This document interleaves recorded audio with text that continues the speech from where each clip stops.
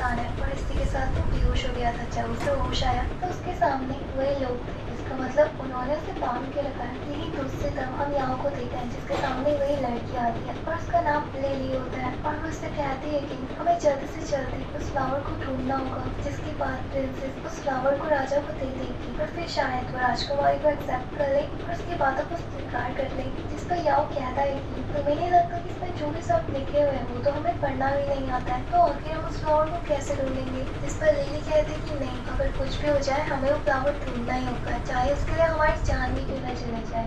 लेकिन तभी उन्हें प्रिंसेस की रोने की आवाज़ सुनाई देती है। लेकिन जब वो बाहर निकलती है तो असल में वो हंस रही होती है क्योंकि उसे डोंगेन काफ़ी ज़्यादा पसंद आया होता है। यही दूसरी तरफ योंगसेस को देखकर फिर से बेहोशी की एक्टिंग करने लग जाता है। शियोन है और वो डोंगेन को देखकर कहती कि सच में कितना ज़्यादा क्यूट है, आज के बाद यही मेरा पेट है। लेकिन तभी उसकी नज़र योंगसे पर जाती है और उसके पास आती है और डोंगेन से कहती है कि मेरा ड्रैगन क्या खाना चाहता है, क्या उसे भूख लगी है। फिर तभी वो अपना चाकू निकालती है। इस पर योंगसे उठ जाता है और कहता है कि मैं एक्टिंग कर रहा था और वो शियोन को समझाने की कोशिश करता है कि ये सब तो इसने जानबूझ के नहीं कर रहा था, इसके पीछे कोई रीजन था और हम वहाँ पर गलती से आए थे, ना कि जानबूझकर। और अब शियोन डोंगेन से पूछते कि जो भी ये कह रहा है वो सच है, तो वहाँ पर गलती से आए थे। लेकिन हम देखते हैं कि वो मना कर देता है, जिस पर योंगसे वो उस पर गुस्सा होने लगता है और उससे कहता है कि वो ऐसा कैसे कर सकता है। लेकिन यहाँ पर शियोन कहती है कि अब तक डोंगेन ने भी मना कर चुका है, तो चलो तुम्हारे साथ एक और गेम खेला जाए। और इसी बीच मैं भी तो देखो मेरा निशाना कितना ज़्यादा अच्छा है। और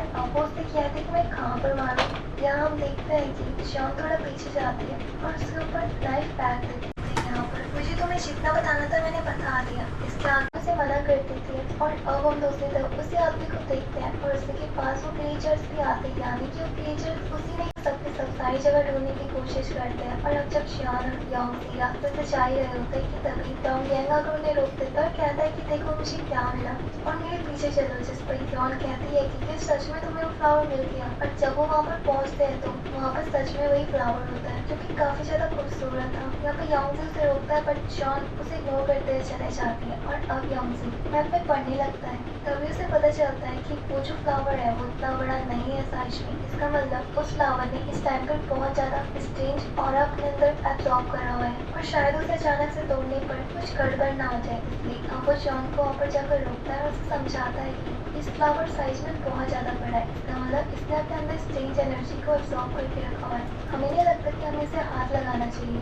लेकिन तभी योंगसे के हाथों से वो टच हो जाता है और अब वो उससे पकड़ देता है। लेकिन तभी वो देखते हैं कि बहुत बड़ा स्नेक वहाँ पर आ जाता है और उन दोनों के ऊपर अटैक कर देता है। लेकिन शान उसे धक्का दे देती है जिस वजह से वो साफ दीवार से टकरा जाता है और अब ऊपर से या उन दोनों को ऊपर खींच लेता है। दूसरी तरफ लिली भी उस फ्लावर को वहाँ पर अटका देती है और अब उन सबके बीच में बहुत खतरनाक वाली फाइट होती है। यहाँ पर हम देखते हैं कि लिली अपने फ्रोजन बबल से उसे रोकने की कोशिश करती है, लेकिन वो सब बहुत ज़्यादा पावरफुल था और वो उसके फ्रोजन अटैक को भी तोड़ देता है और उनके पीछे बढ़ जाता है। और अब यहाँ पर याओ एक बड़े से पत्थर को लेकर और स्नेक के ऊपर अटैक करता है, लेकिन उसे कोई भी फर्क नहीं पड़ता है और उसको पास आता देख लिली वहाँ पर शेड लगाने की कोशिश करती है। लेकिन हम देखते हैं कि वो स्नेक मॉन्स्टर उसे भी तोड़ देता है, जिसकी वजह से लिली दूर जाकर गिर जाती है। यहाँ हम दूसरी तरफ देखते हैं कि शायद अभी भी उसी फ्लावर को ले रही होती है, लेकिन तभी उसकी नजर याओ की तरफ जाती है जो कि उस स्नेक मॉन्स्टर से लड़ रहा होता है। लेकिन वो सच में काफी ज्यादा खतरनाक था। ये देखते हुए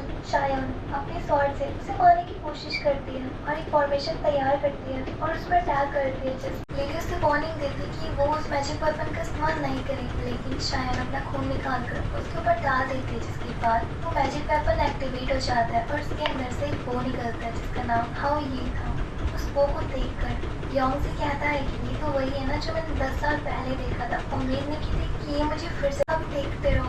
यहाँ पर शायन को याद आता है कि उसके मास्टर ने उसे क्या कहा था कि हाओ ये का अवार्ड कभी भी खाली नहीं जाता है। और हम देखते हैं कि वो एरो वापस से घूम कर उस स्नेक को मार देता है, जिसके बाद वो स्नेक सीधा लावा के अंदर गिर जाता है।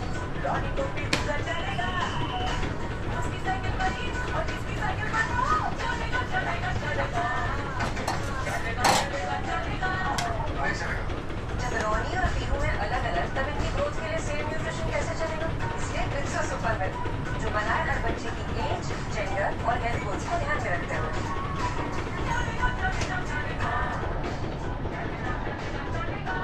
ग्लिक्सो सुपर मिल्क।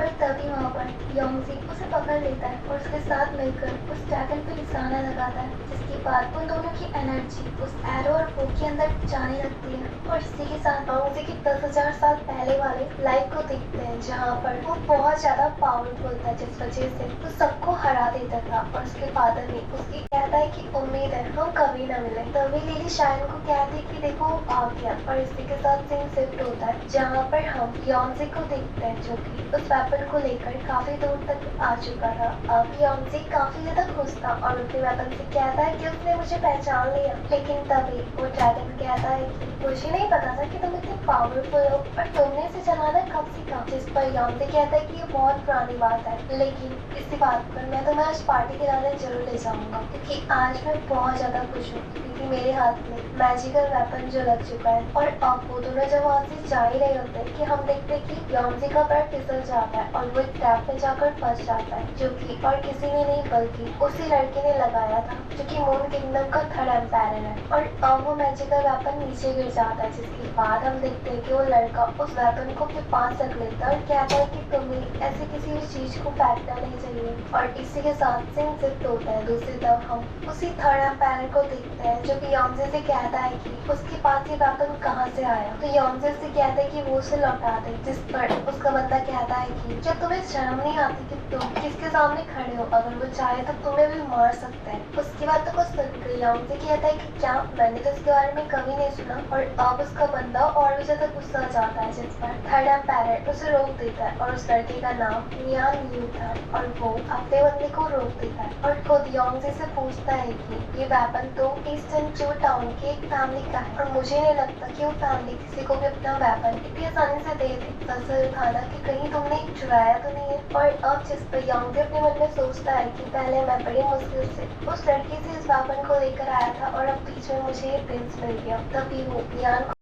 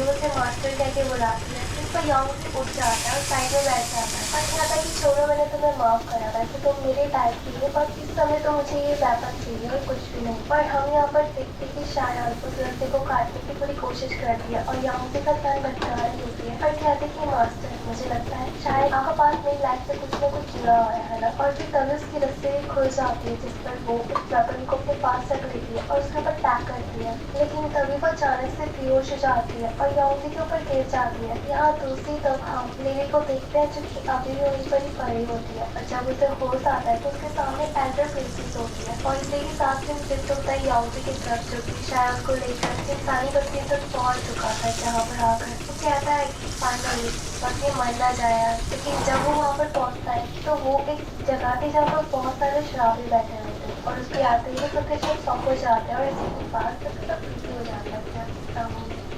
को ये जगह काफी ज्यादा अच्छी लगती है और वो कहता है कि फाइनली अब उसके ना हमें कोई भी परसेंट करने के लिए तो मिलेगा, इसलिए यौंगी को वो जगह बिल्कुल भी अच्छी नहीं लगती है, इसलिए अब वो वहाँ से वापस जा ही रहा होता है। तभी होटल का मालिक आकर अपनी रोक देता है और कहता है कि तुम यहाँ पर थोड़ी देर रुक सकते हो, तुम्हें दूर दूर तक कोई भी घर या फिर इंसानी इलाका नहीं मिलेगा इस जगह को छोड़कर। और इस लड़की की तबीयत भी मुझे बहुत ज्यादा खराब लगती है, मैंने यहाँ पर डॉक्टर भी अरेंज करा दिया है, तुम यहाँ पर रुक सकते हो। और अब वो रेस्ट करने के लिए हमारा रूम दे देता है। यहाँ पर जब दोनों ऊपर जा ही रहे होते हैं हम उसी होटल के मालिक को देखते हैं जो कि बहुत बेकार वाला शक्ल बनाता है, यानी इसको कुछ करने वाला है। अब यहाँ पे जब रूम में पहुँचता है तो वहाँ पर कोई भी नहीं था और वो जगह बहुत ज्यादा खाली खाली सी दिख रही थी। इसलिए वो करके क्या सकता था, इसलिए वो शायद को वहीं पर ही लेटा देता है। अब उसी तरह हमें वही लोग दिखाई देते हैं जिन्होंने की ग्रुप बनाकर बैठे हुए थे और आपस में बात कर रहे थे कि वो शक्ल होटल का मालिक बताता है कि हाँ, मैंने उसे एक बार देखा था, उसकी फैमिली ने मेरे साथ बहुत ज़्यादा बुरा करा और इसी का बदला हमें लेना होगा। इस पर हम एक आदमी को देखते हैं जो कि कहता है कि टीचर से मैं जाकर उन्हें संभालता हूँ, लेकिन तभी वो बंदा उन्हें रोक देता है और कहता है कि अभी नहीं, अगर हम अचानक से वहाँ पर जाएंगे तो उन्हें हम पर शक हो जाएगा। और इसी बात को हम देखते हैं जाओगे हमें सुन लेता है और वो बहुत ज़्यादा डर जाता है। तभी दूसरी तरफ हम देखते हैं कि वो लड़के उसके पास आते हैं और कहते हैं इस काम में मैं भी तुम्हारी हेल्प जरूर करूँगी, उस लड़की को मैं संभाल लूँगी। और यहाँ जाओ ज्ञान ने भी उसकी सारी बातों को सुन लिया। इसी के बाद दिन तक होता है दूसरी तरफ जाकर यौंगी को देखता है जो कि बैठे बैठे सो जाता है। तभी